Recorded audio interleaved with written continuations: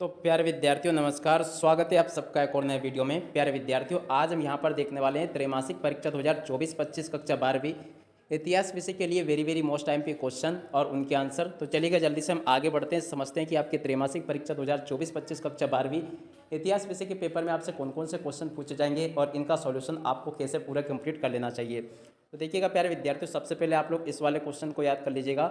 अभिलेख के अशोक के अभिलेख किन किन लिपियों में लिखे गए हैं। उसके बाद में देखो अगला क्वेश्चन ये लिखा है, जनपद से क्या अभिप्राय ये बताइए। ये भी आपके पेपर में पूछा जाएगा। और उसके बाद में देखो अगला क्वेश्चन, ब्राह्मी लिपि के महत्व पर प्रकाश डालिए। ये भी आपके पेपर में परीक्षा में ये आपसे पूछा जाएगा। आप सब लोग इसको देख लें और पूरा का पूरा इसको समझ लें। उसके बाद में देखो अगला क्वेश्चन, दानात्मक अभिलेख से क्या समझते हैं। इस वाले क्वेश्चन को भी आप लोग याद कर लीजिएगा।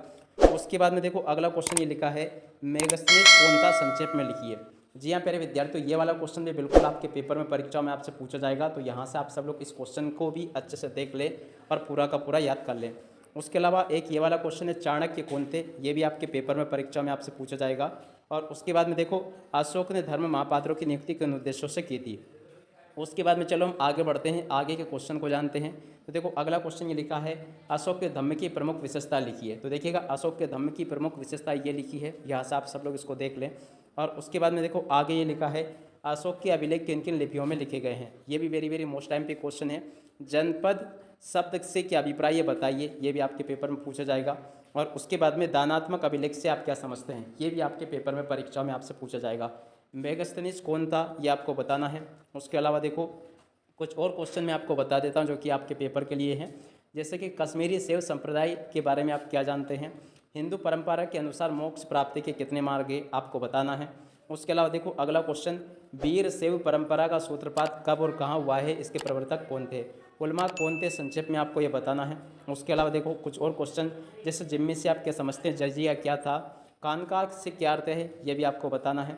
उसके अलावा कुछ और क्वेश्चन देखते हैं। तो देखिएगा ये वाले क्वेश्चन को देख ले, अलवार और नईवार समुदाय के बारे में आपको लिखना। तो आप सब लोग इन क्वेश्चन को भी देख लीजिएगा। ये भी आपके पेपर में परीक्षा में ये आपसे पूछे जाएंगे। अब उसके अलावा चलो कुछ और क्वेश्चन बता देता हूँ मैं आपको। एक ये वाला क्वेश्चन जो कि वेरी मोस्ट टाइम पे है, सरिया क्या है, यह किस प्रकार उद्भूत हुआ है। ये भी वेरी मोस्ट टाइम पे क्वेश्चन है और आपसे परीक्षाओं के पेपर में जरूर पूछा जाएगा। तो इस वाले क्वेश्चन को भी आप लोग देख लें और अच्छे प्रकार से पूरा का पूरा इसको याद कर लीजिएगा। उसके अलावा चलो हम आगे बढ़ते हैं। सूफी संतों ने अपने संपर्क किस भाषा के माध्यम से बढ़ाए, बताइए। तो देखो इस वाले क्वेश्चन के आंसर को भी देख लो आप सब लोग। उसके अलावा अगला क्वेश्चन, भक्ति आंदोलन का सामाजिक जीवन पर क्या प्रभाव पड़ा, संक्षेप में लिखिए। तो देखो ये भी आपके पेपर में परीक्षा में आपसे पूछे जाएंगे क्वेश्चंस। उसके बाद में देखो, सूफी मत के प्रमुख सिद्धांतों का वर्णन आपको करना है। इस वाले क्वेश्चन को भी आप लोग देख लो।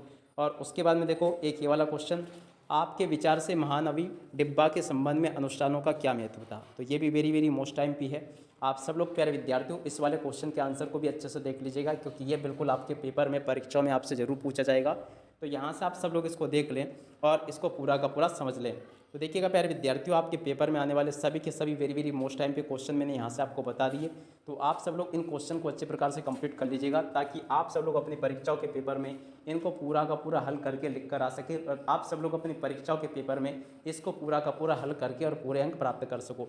अब चलो प्यारे विद्यार्थियों, इसी के साथ में इस वीडियो को यहीं पर पूरा करते हैं। नमस्कार, जय हिंद, जय भारत।